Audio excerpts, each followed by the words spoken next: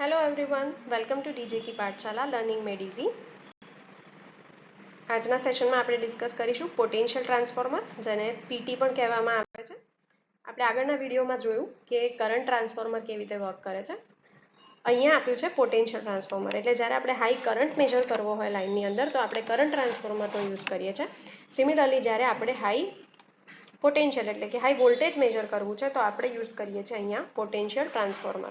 હવે આપણે નોર્મલી સર્કિટ્સમાં જોયું હશે તમે કે જ્યારે પોટેન્શિયલ મેજર કરતા હોઈએ તો we connect the voltmeter in a parallel, એટલે આપણે જ્યારે કોઈપણ લાઇનની અંદર ઓર કોઈપણ લૂપની અંદર વોલ્ટેજ માપવો હોય તો આપણે એના પ્રૂફ્સ છે એને પેરેલલમાં કનેક્ટ કરીએ છીએ, એટલે કે આપણે વોલ્ટ મીટરને પેરેલલમાં કનેક્ટ કરીએ છીએ.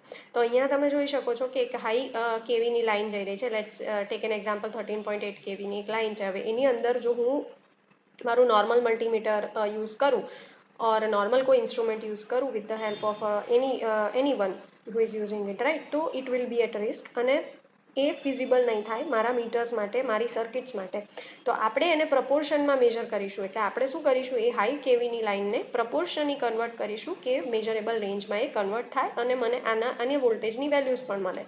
તો એના માટે અહીંયા યુઝ થાય છે પોટેન્શિયલ ટ્રાન્સફોર્મર. આ પોટેન્શિયલ ટ્રાન્સફોર્મરનું સ્ટ્રક્ચર કન્વેન્શનલ ટ્રાન્સફોર્મર જેવું છે. આપણે અહીંયા સિમ્પલ એવું કહી શકાય કે અહીંયા એક સ્ટેપ ડાઉન ટાઈપનું ટ્રાન્સફોર્મર યુઝ થાય છે કે જેની અંદર number of windings on the primary side are more and number of windings on the secondary side are less. એટલે આનું રેશિયો જે છે એ આપણે એવો મેન્ટેન કરવાનો છે કે જેના દ્વારા આપણે વોલ્ટમીટરથી વોલ્ટેજ મેજર કરી શકીએ. તો હવે જરૂરી નથી કે નંબર ઓફ ટર્ન્સ બંને સાઈડ આ જ રીતના હોય ઓર સ્ટેપ ડાઉન ટાઈપના જ હોય, બટ બેઝિકલી એવું કહી શકાય છે કે આપણે પોટેન્શિયલ ટ્રાન્સફોર્મર બનાવીએ તો આપણે શું કરવું પડે કે હાઈથી લો કન્વર્ટ કરવાનું છે. તો મારા એના ટર્ન્સ છે, મારે એના રેશિયો જે છે ટર્ન્સના ઓર વાઇન્ડિંગના જે રેશિયોનું આઉટપુટ છે એ એવું હોવું જોઈએ કે મને આના પ્રપોર્શનમાં આઉટપુટ ઘટાડીને આપે.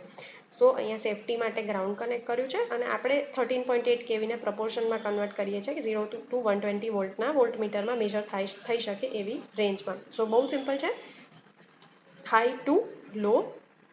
That's why how you can measure the potential of the line using a measurable range વાળું voltmeter, right? So this is how the potential transformer will work and it is also known as a PT. એટલે આપણે concluding એવું કહી શકાય કે તમે બે videos જોયા હોય તો કરંટ ટ્રાન્સફોર્મરની અંદર આપણે યુઝ કરતા હતા સ્ટેપ અપ ટાઈપનું ટ્રાન્સફોર્મર કે જેની અંદર આપણે વોલ્ટેજ ભલે વધી જતો સેકન્ડરી સાઈડ પણ મારે કરંટ ઓછો જોઈએ છે, અને આની અંદર આપણે વોલ્ટેજ ઓછો જોઈએ છે એટલે આપણે અહીંયા સ્ટેપ ડાઉન ટાઈપનું ટ્રાન્સફોર્મર યુઝ કરીએ છીએ. હવે આ એક એક્સપ્લેનેશન માટે મેં તમને કીધું, બટ જરૂરી નથી કે સ્ટેપ અપ ઓર સ્ટેપ ડાઉન ટાઈપના જ વાઇન્ડિંગ્સ હોય. એની અંદર સિમિલર વાઇન્ડિંગ્સ પણ હોઈ શકે પ્રાઇમરી અને સેકન્ડરી સાઈડ, અને એના ટર્ન્સ રેશિયોના ડિઝાઇનના પ્રમાણે જ તમારું સીટી અને પીટી ડિઝાઇન થાય. So make sure that you keep knowing about that as well. Okay, so this is how CT and PT will work.